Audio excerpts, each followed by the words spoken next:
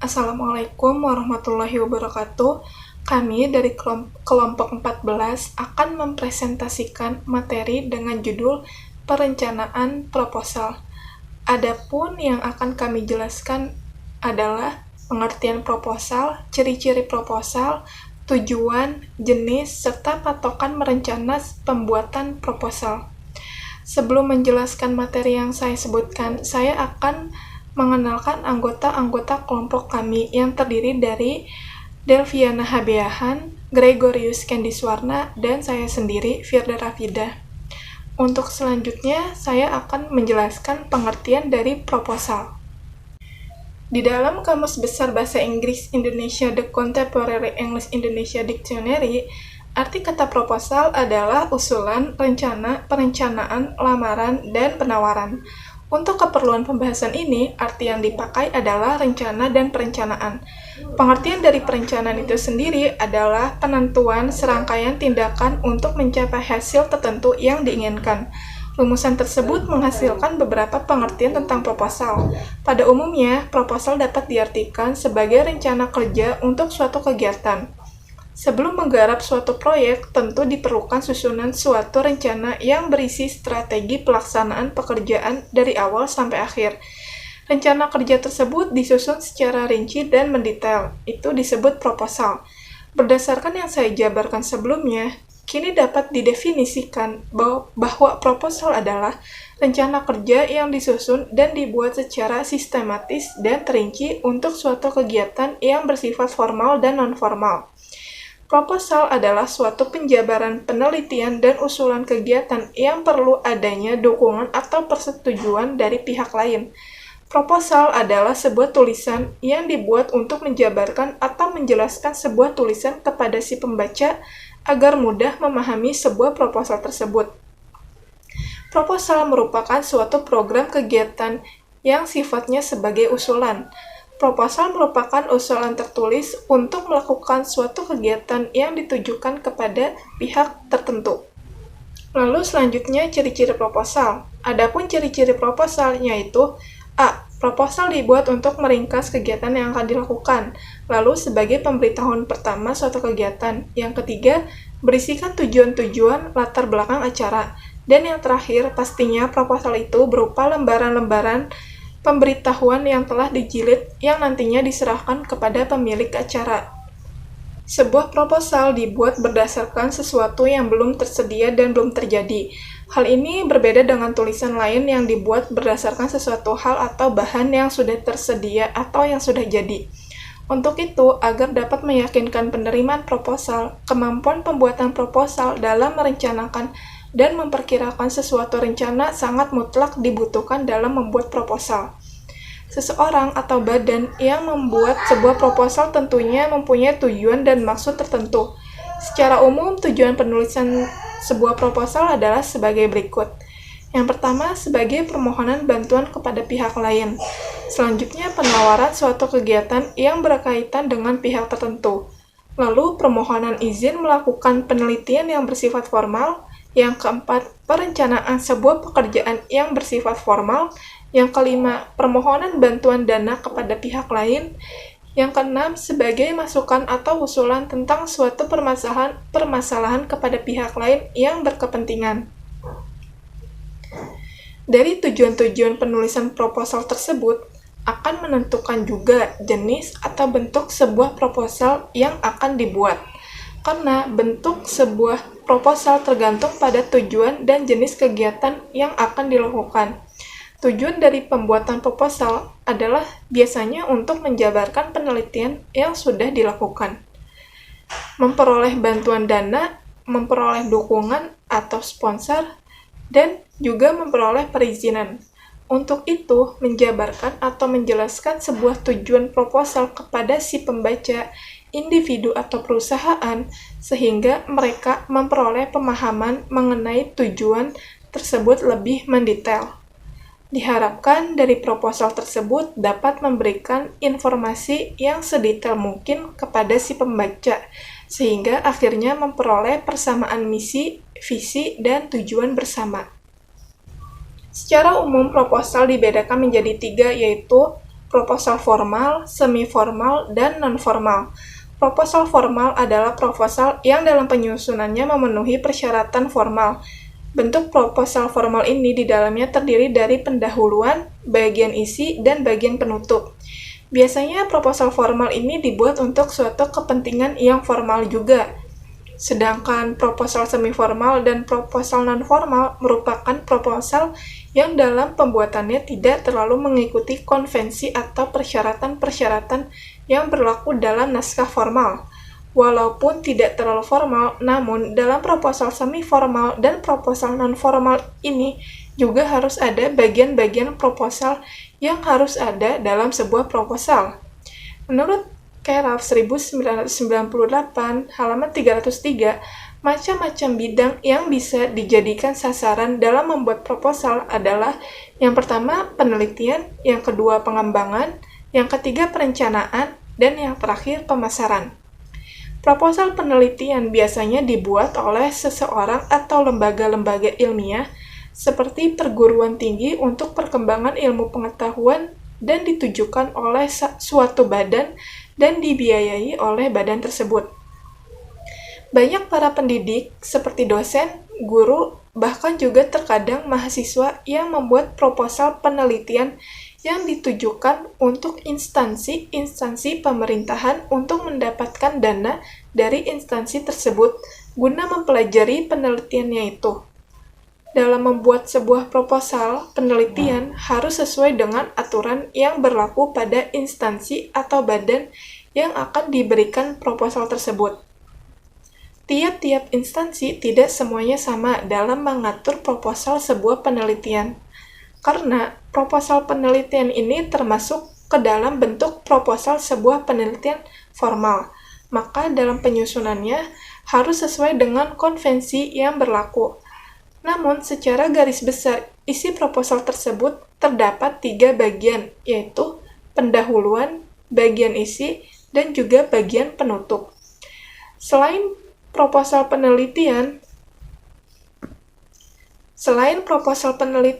bentuk proposal yang tergolong bentuk formal adalah proposal perencanaan. Misalnya saja untuk proposal perencanaan pembangunan gedung, kantor, sekolah, dan lain-lain, biasanya proposal ini dibuat oleh perusahaan yang berkecimpungan di dunia kontraktor.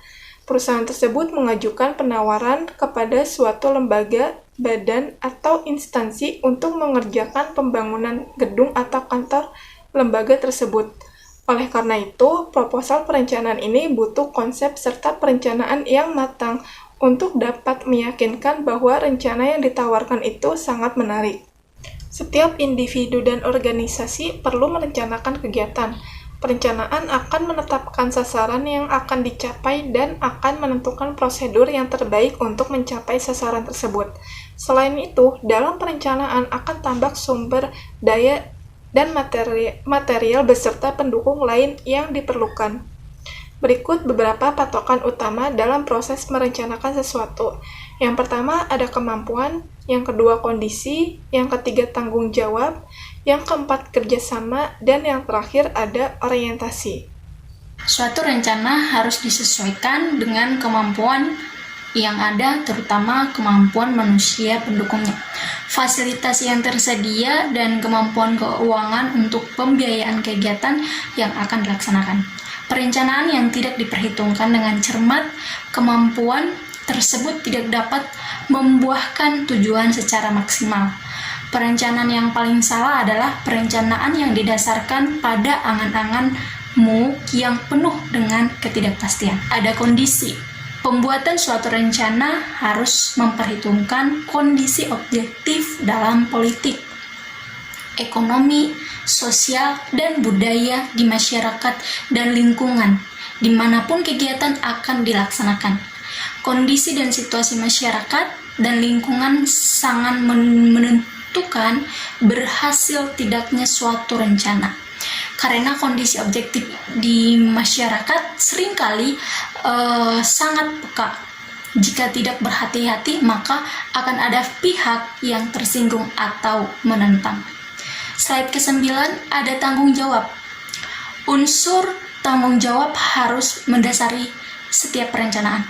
Tanggung jawab di sini mencakup beberapa segi, seperti yang pertama tanggung jawab tentang pembuatan suatu rencana, yang kedua tanggung jawab terhadap suatu akibat dari pelaksanaan suatu rencana, yang ketiga tanggung jawab terhadap organisasi, yang keempat tanggung jawab terhadap masyarakat umum. Jadi setiap merencanakan sesuatu, perencanaannya harus berani dan bertanggung jawab.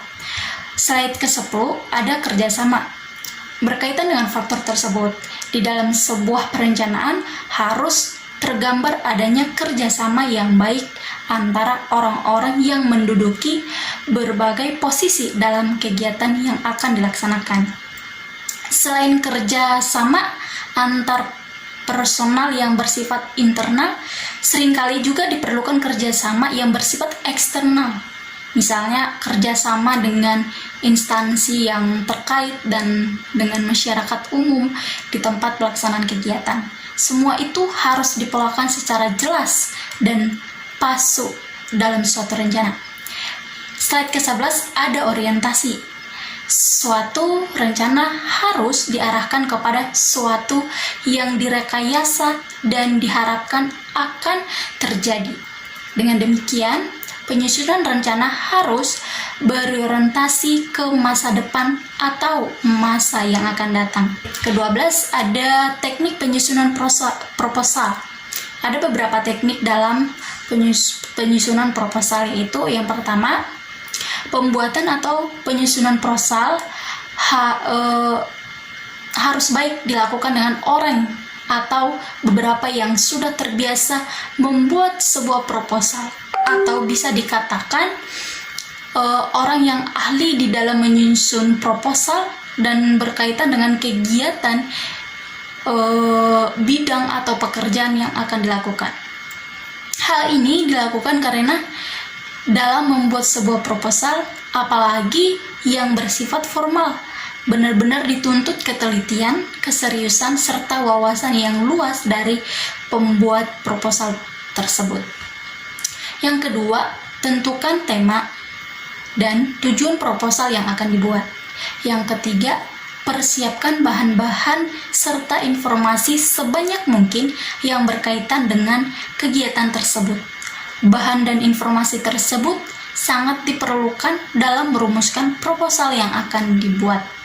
Yang keempat, menyusun draft atau kerangka proposal yang baik dan sistematis. Perlu diingat karena proposal yang akan kita buat akan dibaca oleh orang lain. Maka dalam merumuskan draft atau kerangka juga harus semenarik mungkin. Kerangka atau draft yang menarik akan menghasilkan proposal yang menarik juga. Yang kelima, buatlah proposal dengan semenarik mungkin. Setelah selesai, perbanyaklah proposal tersebut dan berikan kepada orang-orang yang berkepentingan agar bisa dikoreksi dan diberikan masukan sebelum diserahkan kepada badan atau instansi penerima proposal tersebut. Struktur isi proposal. Isi sebuah proposal ada yang sederhana dan ada pula yang kompleks. Isi proposal yang tergolong sederhana meliputi ada 4. Ada berapa ya? Ada 5. Yang pertama adalah nama kegiatan yang akan dilaksanakan tercermin dalam judul proposal. Perumusan judul dimulai dari lahirnya ide atau gagasan tentang perlunya suatu kegiatan.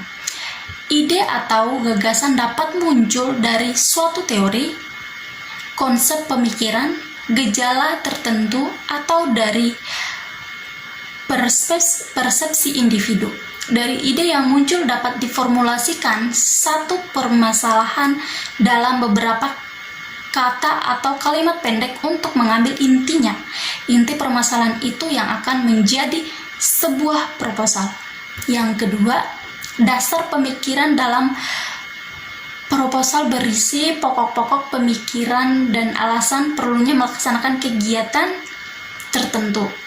Dasar pemikiran ini dapat disamakan dengan alasan pemilihan judul dalam penulisan skripsi. Subjudul yang sering digunakan untuk menandai bagian ini dalam proposal di samping dasar pemikiran adalah latar belakang permasalahan. Di dalam latar belakang permasalahan terkandung informasi, pengamatan, gejala-gejala, dan pendapatan yang meragumentasikan pentingnya kegiatan yang akan dilaksanakan. Yang ketiga, ada penyusunan proposal. Perlu merumuskan tujuan sedemikian rupa agar target yang akan dicapai serta nilai tambah yang diperoleh dapat dirasakan oleh pembaca proposal. Sangat perlu disadari oleh setiap penyusunan proposal bahwa perumusan tujuan merupakan butir yang strategis dalam setiap proposal. Lebih-lebih dalam itu, para penyusun proposal hendaknya terampil menonjolkan tujuan suatu kegiatan beserta manfaat yang akan diperoleh, baik manfaat komersial maupun manfaat non-komersial. Yang keempat, ada ruang lingkup kegiatan yang akan dilakukan harus jelas batas-batasnya. Artinya, penyusunan proposal perlu menentukan secara tegas dan pasti ruang lingkup wilayah, kompleks, peserta, bahan, dan aspek lain yang memerlukan patokan-patokan pembatas. Hal ini akan sangat membantu para pembaca proposal untuk mengetahui keluasan dan kedalaman materi yang menjadi objektif dan subjektif perencanaan. Yang kelima adalah penentuan waktu yang tidak tepat dan pemilihan lokasi yang tidak cocok dapat mengakibatkan suatu aktivitas kurang berhasil atau bahkan gagal. Jadi, menentukan waktu dan tempat yang sesuai sangatlah penting dalam penulisan proposal. Jika waktu dan tempat atau salah satu dari keduanya tidak disetujui oleh penilai proposal, maka proposal tersebut akan ditolak. Yang keenam adalah penyelenggara kegiatan boleh berisikan satu orang atau lebih, tergantung besar kecilnya kegiatan. Apabila pelaksanaannya hanya satu orang, maka proposal tersebut mewakili pribadi. Dan apabila pelaksanaannya lebih dari satu orang atau sebagai tim, maka proposal tersebut mewakili sebuah organisasi. Penyusunan proposal dari satu tim kiranya perlu menyeleksi kualifikasi dan bobot orang-orang yang duduk sebagai panitia pelaksana dalam kegiatan perencanaan tersebut. Hal ini perlu untuk menjamin kelancaran jalannya kegiatan kelak. Mencantum nama orang terkenal dan orang yang berpengaruh sering dapat menjadi semacam proposal guarantee bagi suatu proposal. Yang kelima adalah penentuan waktu yang tidak tepat dan pemilihan lokasi yang tidak cocok dapat mengakibatkan suatu aktivitas kurang berhasil atau bahkan gagal. Jadi, menentukan waktu dan tempat yang sesuai sangatlah penting dalam penulisan proposal.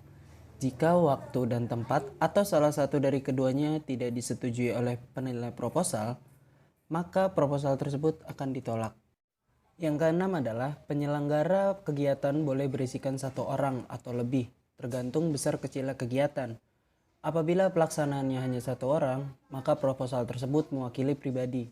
Dan apabila pelaksanaannya lebih dari satu orang atau sebagai tim, maka proposal tersebut mewakili sebuah organisasi. Penyusunan proposal dari satu tim kiranya perlu menyeleksi kualifikasi dan bobot orang-orang yang duduk sebagai panitia pelaksana dalam kegiatan perencanaan tersebut. Hal ini perlu untuk menjamin kelancaran jalannya kegiatan kelak. Mencantum nama orang terkenal dan orang yang berpengaruh sering dapat menjadi semacam proposal guarantee bagi suatu proposal. Lalu yang ketujuh dan yang terakhir adalah dalam menyusun proposal sangat dipentingkan mencantumkan anggaran biaya kegiatan.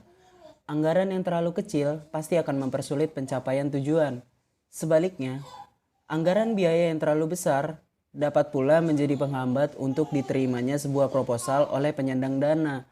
Oleh sebab itu, para pengaju proposal harus menyusun anggaran biaya yang logis dan realistis, serta perlu memperhatikan keseimbangan antara pengeluaran dan pemasukan.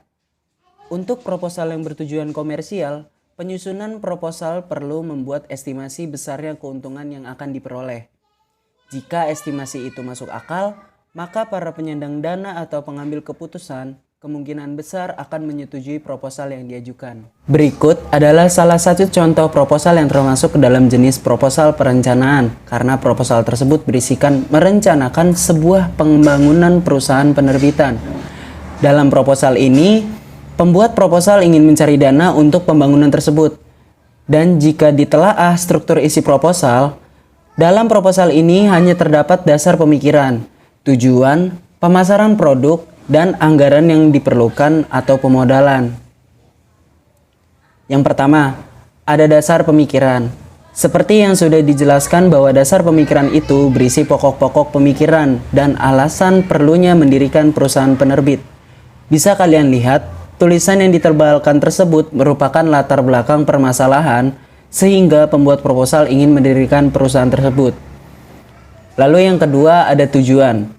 Mendirikan perusahaan penerbit, yaitu pembuat proposal ingin membuat sejumlah buku pelajaran yang bisa digunakan untuk siswa SLTA maupun umum. Lalu yang ketiga ada pemasaran produk. Dalam hal ini pembuat proposal ingin menginfokan bahwa buku yang sudah dicetak nanti akan dioperasikan atau dipasarkan di sejumlah toko buku.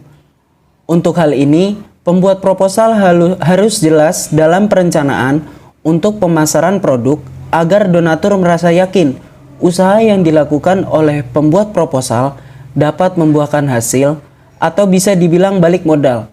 Karena kalau perencanaan pemasaran proposal tidak jelas, para donatur juga ragu untuk memberikan dana apakah nantinya perusahaan penerbit itu bisa menjual buku hasil cetakannya atau tidak. Dan yang terakhir adalah anggaran dana atau pemodalan. Para pengaju proposal harus menyusun anggaran biaya yang logis dan realistis, serta perlu memperhatikan keseimbangan antara pengeluaran dan pemasukan. Jika estimasi itu masuk akal, maka para penyandang dana atau pengambil keputusan kemungkinan besar akan menyetujui proposal yang diajukan. Itulah mengapa dalam hal ini, pengaju proposal harus mencantumkan perkiraan anggaran yang dibutuhkan secara bijaksana. Simpulan, proposal adalah rencana kerja yang disusun dan dibuat secara sistematis dan terinci untuk suatu kegiatan yang bersifat formal dan non-formal. Proposal adalah suatu penjabaran penelitian dan usulan kegiatan yang perlu adanya dukungan atau persetujuan dari pihak lain. Proposal adalah sebuah tulisan yang dibuat untuk menjabarkan atau menjelaskan sebuah tulisan kepada si pembaca agar mudah memahami sebuah proposal tersebut. Tujuan dari pembuatan proposal adalah untuk menjabarkan penelitian yang sudah dilakukan, memperoleh bantuan dana, memperoleh dukungan atau sponsor, dan memperoleh perizinan.